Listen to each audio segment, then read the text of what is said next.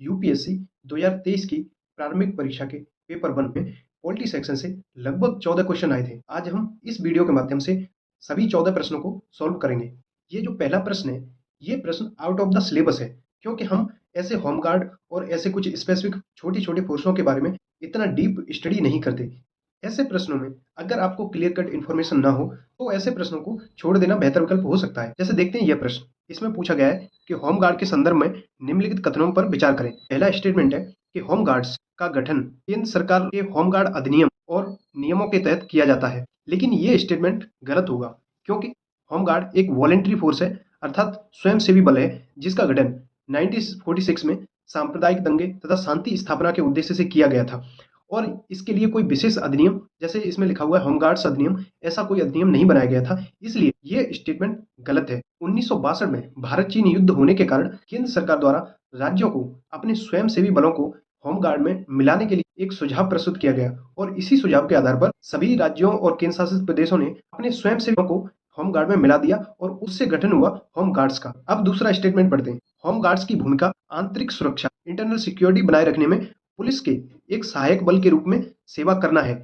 हम जानते हैं कि जितने भी स्वयंसेवी बल होते हैं, उनकी एक महत्वपूर्ण भूमिका सार्वजनिक व्यवस्था और पुलिस की सहायता कर लॉ एंड ऑर्डर को इंप्लीमेंट करने में एक महत्वपूर्ण भूमिका होती है, इसलिए ये स्टेटमेंट सही होगा। अब देखते हैं तीसरा स्टेटमेंट। अंतर्राष्ट्रीय सीमा या तटीय क्षेत्रों पर घुसपैठ की रोकने के लिए कुछ राज्यों में सीमा विंग होमगार्ड्स बटालियन का गठन किया गया। ये स्टेटमेंट भी सही है, क्योंकि पंजाब, वेस्ट बंगाल और जो बॉर्डर के कुछ स्टेट्स हैं, होमगार्ड्स के कैडर या होमगार्ड्स की सीमा विंग अर्थात बॉर्डर विंग की स्थापना की गई है, इसलिए ये कथन भी सही होगा। हमने देखा कि हमारा पहला कथन गलत है और उसके अलावा स्टेटमेंट 2 एंड स्टेटमेंट 3 दोनों स्टेटमेंट सही है, इसलिए हमारा जो आंसर होगा वो होगा ऑप्शन बी। ऐसे प्रश्न जिसमें केवल एक ऑप्शन सही है, केवल 2 ऑप्शन सही है, केवल 3 ऑप्शन सही है या कोई भी सही नहीं है, ऐसे प्रश्नों में आपको क्लियर कट इन्फॉर्मेशन होनी चाहिए, तभी ऐसे प्रश्नों को सॉल्व करना ही चाहिए, अन्यथा इसमें गलत होने के चांस बहुत ज्यादा होते हैं। अब हम अपना नेक्स्ट क्वेश्चन देखते हैं। यह क्वेश्चन फैक्चुअल है, जिसमें संविधान दिवस के बारे में पूछा गया है। संविधान दिवस के संदर्भ में निम्नलिखित कथनों पर विचार कीजिए।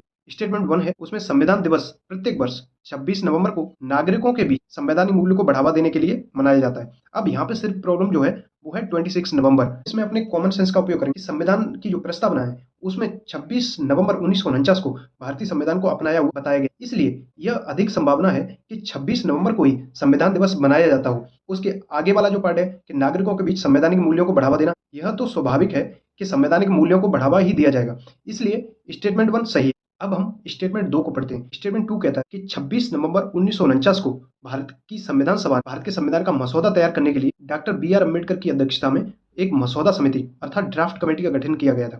अब देखते हैं कि हम 26 नवंबर 1949 प्रस्तावना में ये लिखा हुआ है कि 26 नवंबर 1949 को भारतीय संविधान को अपनाया गया, और भारतीय संविधान को जब अपनाया गया तो उस दिन तो प्रारूप समिति का गठन करने का कोई औचित्य ही नहीं बनता, इसलिए ये स्टेटमेंट गलत हो जाएगा। प्रारूप समिति का गठन 29 अगस्त 1947 को किया गया था, इसलिए ये स्टेटमेंट गलत हो जाएगा। और जैसे स्टेटमेंट 2 गलत होता है तो हम अपने ऑप्शंस देखते हैं। जैसे ऑप्शन ए, जिसमें दोनों सही बताए गए, इसलिए ये ऑप्शन गलत हो जाएगा।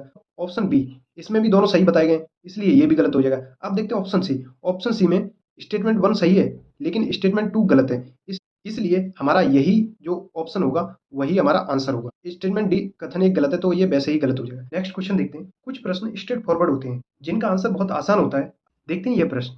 इसमें पूछा गया है कि निम्नलिखित संगठनों के बारे में विचार करें। राष्ट्रीय पिछड़ा वर्ग आयोग अर्थात ओबीसी कमीशन, और राष्ट्रीय मानवाधिकार आयोग एनएचआरसी, और राष्ट्रीय विधि आयोग, राष्ट्रीय उपभोक्ता विवाद निवारण आयोग। अब इसमें पूछा गया है कितने संवैधानिक निकाय हैं। हम जानते हैं कि संवैधानिक निकाय वे होते हैं जिनकी स्थापना संविधान के प्रावधानों के अनुसार होती है। जैसे देखते हैं राष्ट्रीय पिछड़ा वर्ग आयोग।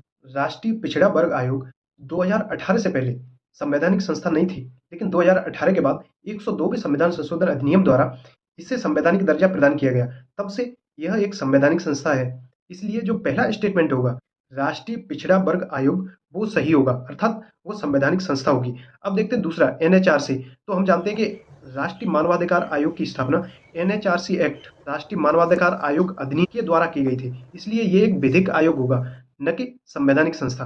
तो दूसरा स्टेटमेंट गलत होगा। तीसरा स्टेटमेंट राष्ट्रीय विधि आयोग, ये भी किसी विधि द्वारा स्थापित नहीं किया जाता, इसलिए यह भी स्टेटमेंट गलत होगा। और तीसरा देखते हैं राष्ट्रीय उपभोक्ता विवाद निवारण आयोग।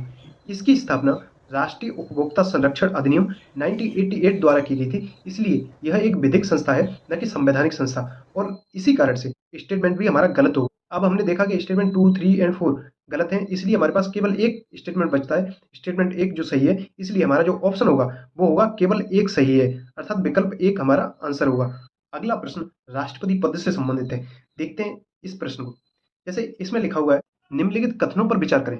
स्टेटमेंट 1 कहता है, भारत के राष्ट्रपति का चुनाव सर्वोच्च न्यायालय द्वारा शून्य घोषित कर दिया जाता है, तो निर्णय की तारीख से पहले राष्ट्रपति के रूप में उनके कार्यालय कर्तव्यों के प्रदर्शन में उनके द्वारा किए गए सभी कार्य अमान्य होंगे। हम जानते हैं आर्टिकल 71(2) यह प्रावधान करता है कि राष्ट्रपति या उपराष्ट्रपति के चुनाव सुप्रीम कोर्ट द्वारा या उच्चतम न्यायालय द्वारा अमान्य या शून्य घोषित कर दिया जाता है, तो घोषित किए जाने की तारीख से पहले राष्ट्रपति द्वारा या उपराष्ट्रपति द्वारा जितने भी कार्य किए जाते हैं वो सभी कार्य अमान्य घोषित नहीं होते। इसलिए स्टेटमेंट 1 रॉन्ग होगा। स्टेटमेंट 2 कहता है कि भारत के राष्ट्रपति पद के लिए चुनाव इस आधार पर स्थगित किया जा सकता है कि कुछ विधानसभाएं भंग कर दी गई हैं और चुनाव होने बाकी हैं।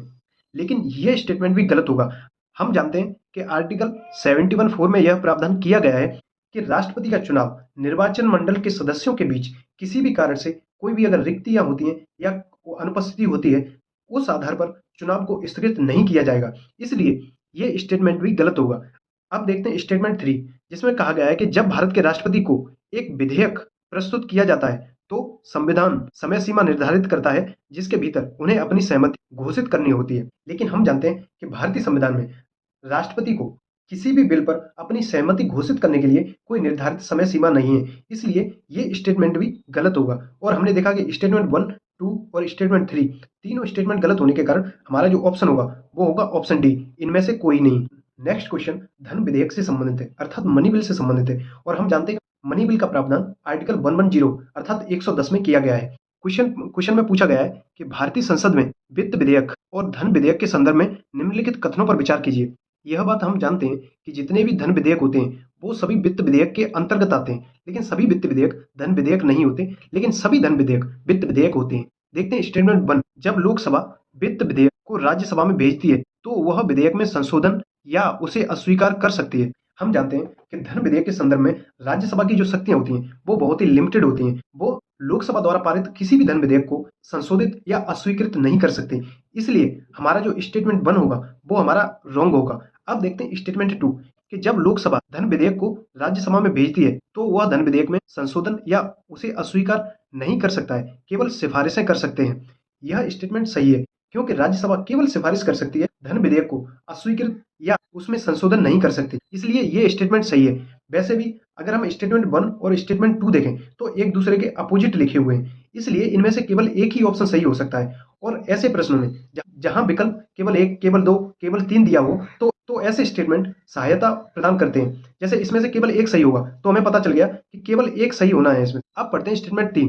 स्टेटमेंट 3 बोलता है कि लोकसभा और राज्यसभा के बीच असहमति की स्थिति में धन विधेयक के लिए कोई संयुक्त बैठक नहीं होती है, लेकिन वित्त विधेयक के लिए संयुक्त बैठक अवश्य हो जाती है। हम जानते हैं कि आर्टिकल 1110 या 110 धन विधेयक से संबंधित प्रावधान करता है, वहीं आर्टिकल 117(1) और 117(3) वित्त विधेयक से संबंधित प्रावधान करते हैं। अब जो वित्त विधेयक होते हैं उनके लिए संयुक्त बैठक हो सकती है, लेकिन धन विधेयक से संबंधित किसी भी संयुक्त बैठक का कोई प्रावधान नहीं होता। इसलिए स्टेटमेंट 3 जो होगा वो सही होगा। इस प्रकार हम देखते हैं कि स्टेटमेंट 2 और स्टेटमेंट 3 ही सही है और इसलिए हमारा जो आंसर होगा केवल 2। देखते हैं यह प्रश्न।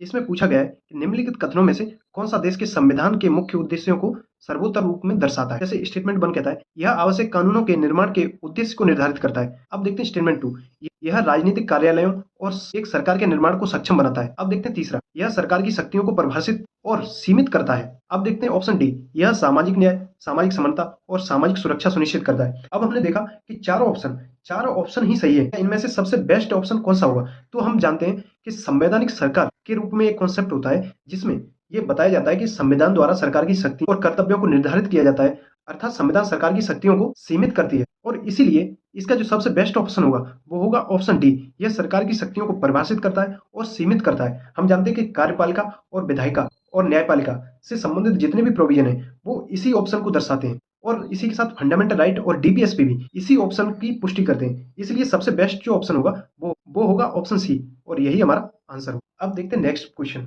ऐसे प्रश्नों में अगर हमें पता चल जाए कि कोई एक ऑप्शन गलत है तो डायरेक्टली हम आंसर तक पहुंच जाते हैं, और हम बेशक एक ऑप्शन गलत ना पता चला हो और दोनों ही ऑप्शन सही हो, तब भी हम दो ऑप्शन एलिमिनेट कर ही देते हैं। इसलिए ऐसे क्वेश्चन में ऑप्शंस की जो सही होने की पॉसिबिलिटी होती है वो 50-50% बच जाती है। चाहे दोनों ऑप्शन सही हो, फिर भी हमारे पास केवल दो ही ऑप्शन बचते हैं जो हमारा आंसर हो सकते हैं। अब देखते हैं स्टेटमेंट 1। स्टेटमेंट 1 कहता है कि भारत जेलों का प्रबंधन राज्य सरकारों द्वारा अपने नियमों और विनियमों के साथ जेलों के दिन प्रतिदिन के प्रशासन के लिए किया जाता है। अब देखते हैं दूसरा स्टेटमेंट कि भारत में जेलों का शासन जेल अधिनियम 1894 द्वारा किया जाता है, जिसने स्पष्ट रूप से जेलों के विषय को प्रांतीय सरकारों के नियंत्रण में रखा था। ऐसे क्वेश्चन भी आउट ऑफ द सिलेबस होते हैं, क्योंकि ये स्टैंडर्ड बुक में ऐसी इन्फॉर्मेशन नहीं होती। हमें करंट अफेयर से अगर हमें इन्फॉर्मेशन हो तो हम ऐसे प्रश्नों को आसानी से सॉल्व कर सकते हैं, नहीं तो यह प्रश्न कठिन हो जाता है। हमें पता है कि जो जेल अधिनियम 1894 है, उसके द्वारा जो जेलों का प्रशासन है वो स्पष्ट रूप से प्रांतीय सरकारों को सौंपा गया है। इसलिए स्टेटमेंट 2 सही होगा। इसी प्रकार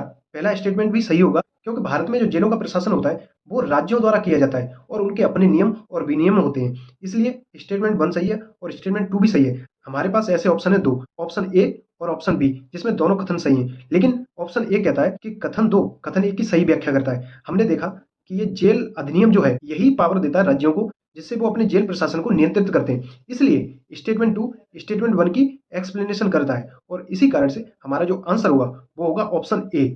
नेक्स्ट क्वेश्चन फंडामेंटल राइट से संबंधित है, और इसमें आर्टिकल 14 अर्थात विधि के समक्ष समता और विधियों के समान संरक्षण से संबंधित तथ्यों को पूछा गया है। जैसे देखते हैं यह प्रश्न, जिसमें पूछा गया है कि संक्षेप में कानून की उचित प्रक्रिया का क्या अर्थ है। हम जानते हैं कि भारतीय संविधान में आर्टिकल 14 में विधि के समक्ष समता और विधियों का समान संरक्षण जैसे प्रावधान किए गए हैं, और हमारे भारतीय संविधान में विधि द्वारा स्थापित प्रक्रिया अर्थात प्रोसीजर एस्टेब्लिश बाय लॉ तथा विधि की उचित प्रक्रिया या सम्यक प्रक्रिया ड्यू प्रोसेस ऑफ लॉ को अपनाया गया है।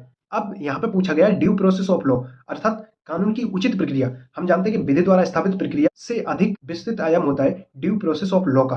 अब इसमें पढ़ते हैं हम ऑप्शन। जैसे ऑप्शन ए दिया हुआ है कि प्राकृतिक न्याय का सिद्धांत, ऑप्शन बी दिया हुआ है कानून द्वारा स्थापित प्रक्रिया। हम जानते हैं कि ये दोनों प्रक्रिया जो होती हैं इनमें थोड़ा सा डिफरेंस होता है, इसलिए ऑप्शन बी आंसर नहीं हो सकता। अब देखते हैं ऑप्शन सी, जिसमें बोला गया है कानून का निष्पक्ष अनुप्रयोग। कानून का निष्पक्ष अनुप्रयोग कानून द्वारा स्थापित प्रक्रिया और कानून की उचित प्रक्रिया दोनों में किया जाता है, इसलिए यह भी हमारा आंसर नहीं हो सकता। ऑप्शन सी में कानून का निष्पक्ष अनुप्रयोग, यह ऑप्शन प्राकृतिक न्याय के अंतर्गत ही आ जाएगा, क्योंकि प्राकृतिक न्याय एक अम्ब्रेला टर्म है और उसके अंतर्गत विधि का निष्पक्ष अनुप्रयोग भी आ जाता है। इसलिए ये स्टेटमेंट ऑप्शन ए में समाहित हो जाएगा, इसलिए यह भी इसका आंसर नहीं हो सकता। अब देखते हैं ऑप्शन डी, कानून के समक्ष समानता। ये भी जेनरिक ऑप्शन हमारा ऑप्शन ए में समाहित हो सकता है, इसलिए ये इसको भी हम अपना आंसर नहीं मानेंगे। तो हमारा जो आंसर होगा वो होगा प्राकृतिक न्याय का सिद्धांत।